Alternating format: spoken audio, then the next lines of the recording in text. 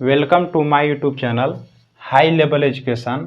आज हम पढ़ेंगे कक्षा 9वीं का गणित चैप्टर 8.2 चतुर्भुज का क्वेश्चन नंबर हम 2 पढ़ेंगे। क्वेश्चन क्या कहता है, देखिए। ए बी सी डी एक समचतुर्भुज है।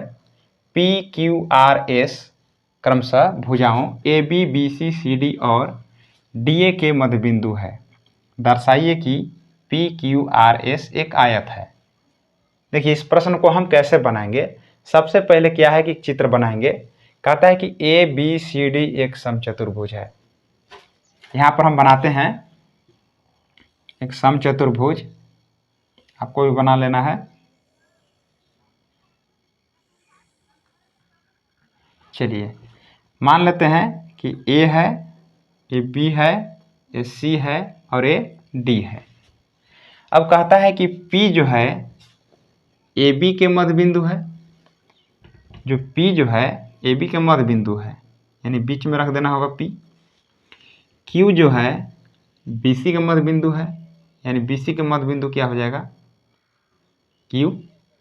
आर जो है सी डी के मध्य बिंदु है, तो सी डी के मध्य में हम लिख देंगे आर। और एस जो है डी ए के मध्य बिंदु है। यहाँ पर जो एस बिंदु जो है ना, ये डी ए के मध्य बिंदु है। अब इसको क्या करेंगे, हम मिला देंगे। ठीक है, इसको मिला दिए। पी को हम क्यू से मिला दिए, क्यू को आर से मिला दिए और आर को हम एस से मिला देंगे और एस को हम पी से मिला दिए। तो हो गया हमें पी क्यू आर एस। हमें सिद्ध करना है, कहता है कि दर्शाइए कि पी क्यू आर एस एक आयत है। यानी हमको दर्शाना है कि पी क्यू आर एस एक आयत है, इसको हमको दर्शाना है। अब देखिए, जो हम यहाँ पर बनाए हैं, जो हमें दिया हुआ है, सबसे पहले क्या लिखा है, दिया है लिखा जाता है। जो क्वेश्चन में दिया रहता है उसको लिख लेते हैं। तो यहाँ पर सबसे पहले लिखेंगे दिया है, लिखेंगे दिया है कि जो प्रश्न में दिया उसको लिख लेना है। यानी यहाँ से लेकर के आपको यहाँ तक लिख देना है। क्या आप लिख देना है, देखिए ए बी सी डी एक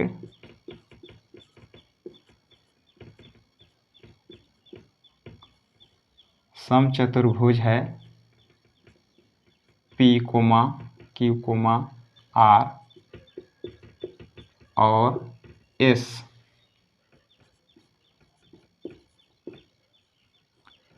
क्रमशः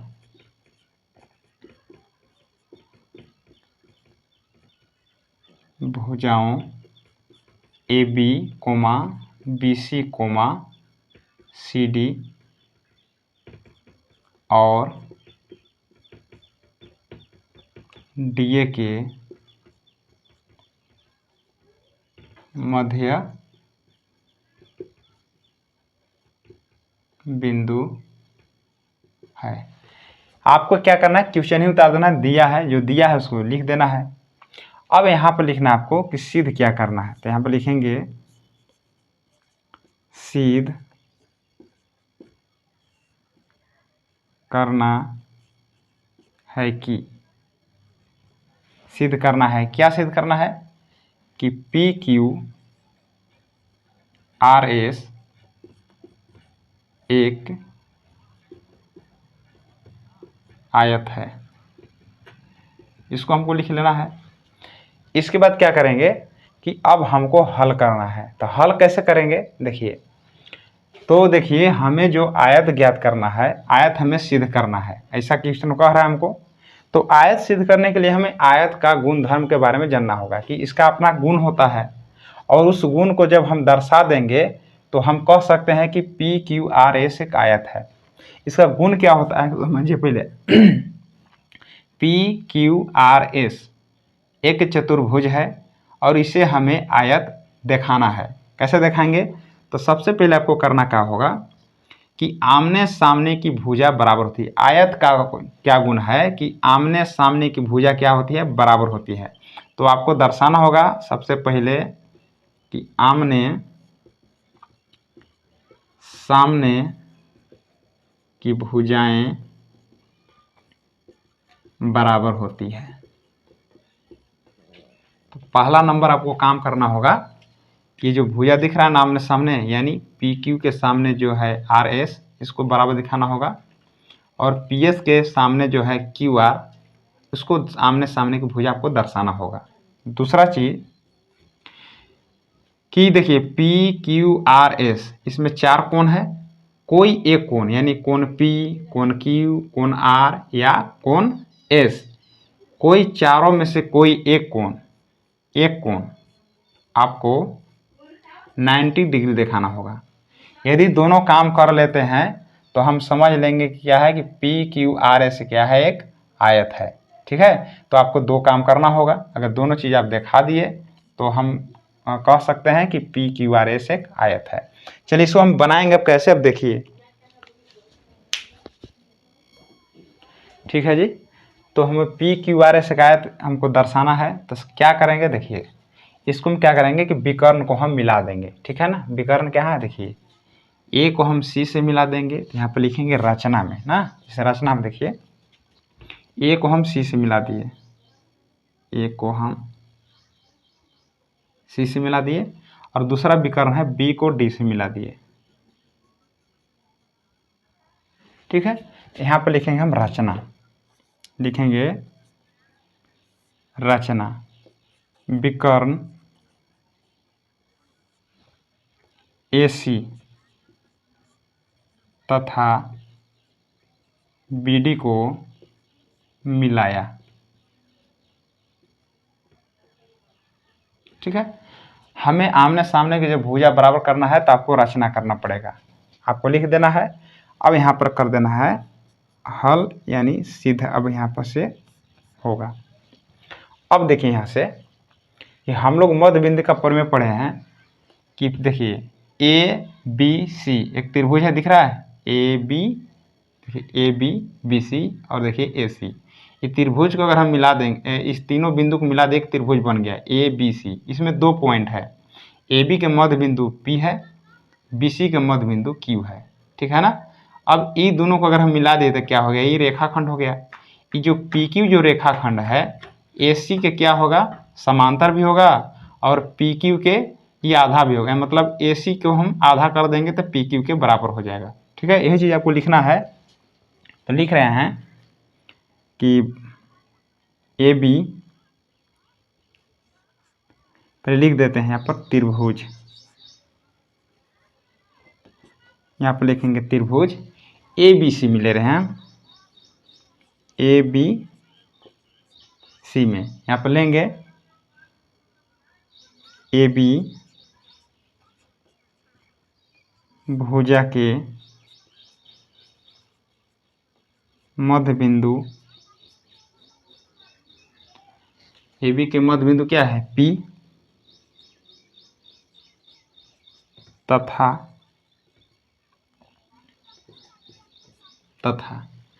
BC के BC भुजा के मध्य बिंदु Q है। दिख रहा है ना यहाँ पर, ये जो P जो है AB के मध्य बिंदु है और Q जो है BC के मध्य बिंदु, यहाँ पर लिखा हुआ है। तब मध्य बिंदु का प्रमेय कहता है कि यदि हम देखिए 2 बिंदु है, AB के मध्य बिंदु P, BC के मध्य बिंदु Q, ये दोनों रेखाखंड को जब मिलाएंगे तो क्या हो जाएगा, AC और PQ क्या होगा, समांतर हो जाएगा ना, यानी PQ जो रेखाखंड है ना AC के समांतर हो जाएगा। ठीक है, तो लिखेंगे यहाँ पर PQ समांतर किसके हो जाएगा, AC के, तथा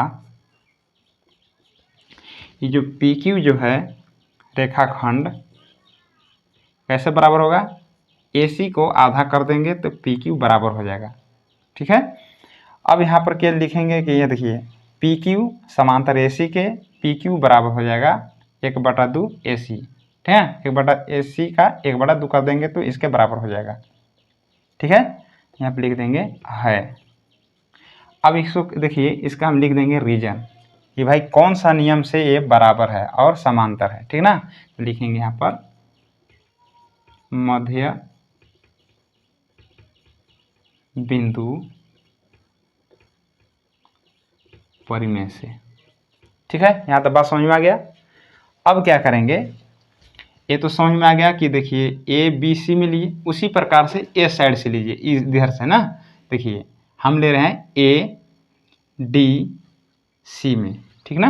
लिखेंगे यहाँ पर त्रिभुज ए डी सी में। उसी प्रकार समझना है कि ए पॉइंट हो गया, डी पॉइंट हो गया, अब सी पॉइंट, अगर इसको मिला दिए तो ए डी सी एक त्रिभुज बन जाएगा। इस त्रिभुज में दिख रहा होगा कि ए डी का मध्य बिंदु एस है, सी डी का मध्य बिंदु आर है। यदि हम आर और एस को मिला दिए तो क्या बन जाएगा, एक रेखाखंड, यानी एस आर रेखाखंड किसके समांतर हो जाएगा, फिर से सी के समांतर हो जाएगा ना। और एस आर जो है किसके बराबर हो जाएगा, ए सी के हम 1/2 के बराबर हो जाएगा। उसी प्रकार से हम लिखेंगे यहाँ पर कि ए डी, यानी लिखेंगे ए डी भुजा, ए डी भुजा के मध्य बिंदु क्या है, एस है, तथा ये आर जो है यानी किसके मध्य बिंदु है, सी डी ना। तो सी डी भुजा के मध्य बिंदु क्या है, आर है। तो फिर से मध्य बिंदु का परिमेय वही हो जाएगा। अगर हम एस और आर पॉइंट को मिला दे क्या बन जाएगा, रेखाखंड, यानी एस आर समांतर किसके हो जाएगा, एसी के हो जाएगा, एसी के, और तथा एस आर जो है बराबर किसके हो जाएगा, एसी को हम आधा कर देंगे, यानी एस आर को अगर एसी को हम आधा कर देंगे तो इसके बराबर हो जाएगा ना, है। और यहाँ पर सेम रीजन होगा मध्य बिंदु परिमेय से।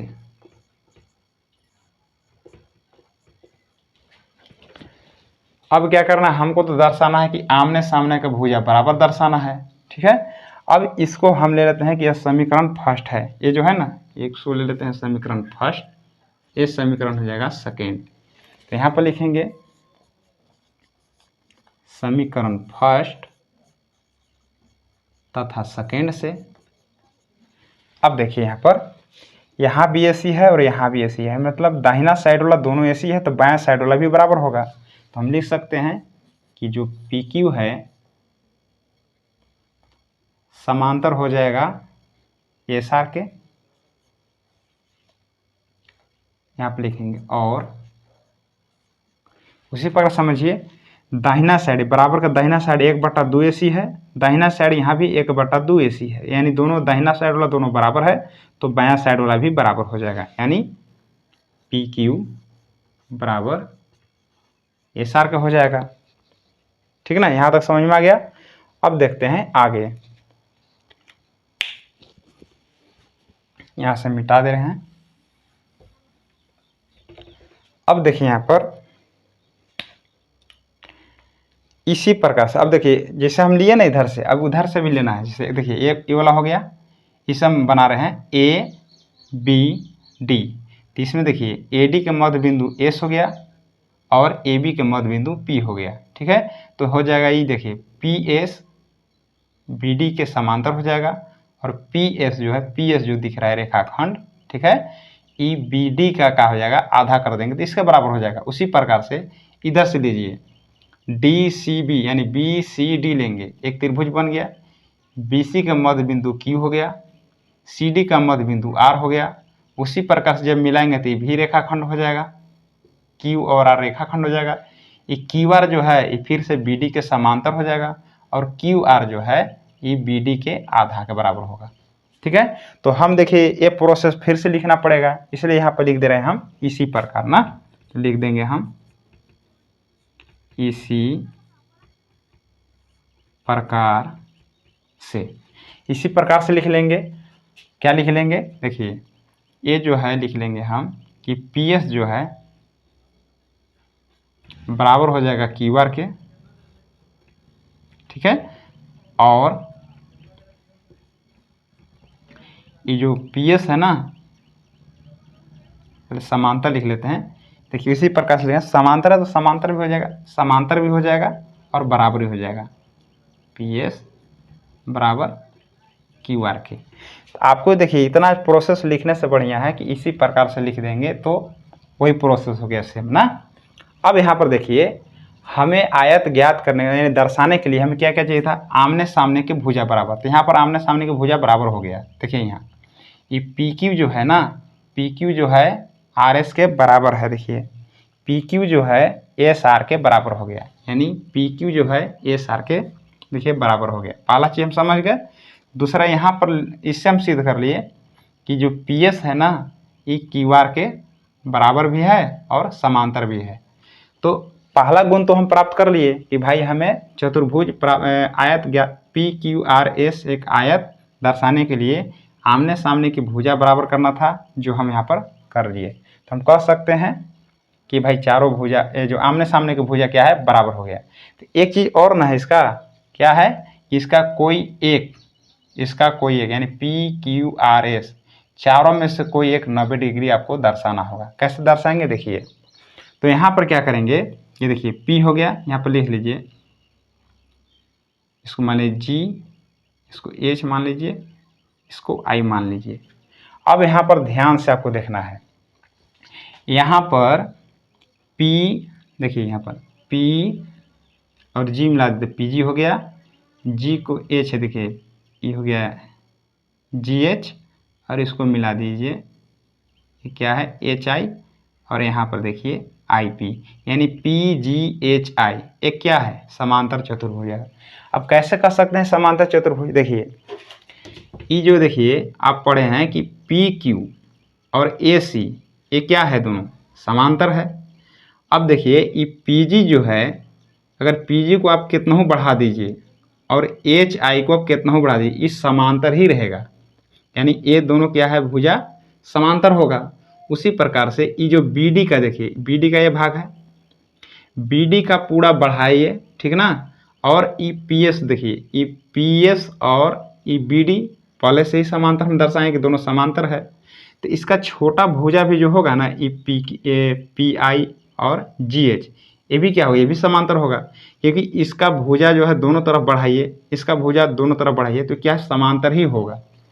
जब PS और BD समांतर है तो PI और GH भी समांतर होगा। उसी प्रकार से PQ देखिए, PQ है ना और AC ये दोनों समांतर है, तो इसका छोटा वाला भुजा जो होगा PG और HI ये भी समांतर होगा। तो जब आमने सामने की भुजा क्या है, जब समांतर है, यानी दो जोड़ा जब समांतर होते हैं तो उसका नाम पड़ जाता है समांतर चतुर्भुज। तो कह सकते हैं कि लिखेंगे यहाँ पर कि PQ नहीं, PGHI,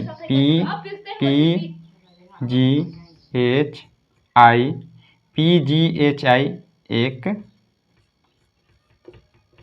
समांतर चतुर्भुज है। ये इसे क्यों कह दिए, क्योंकि हम बताए ना कि ये दोनों है आमने सामने की भुजा क्या है, समांतर है, ये इसके समांतर है, ये इसके समांतर, इसलिए हम कह सकते हैं कि PGHI एक समांतर चतुर्भुज है। अब यहाँ पर देखिए लिखेंगे कि चतुर्भुज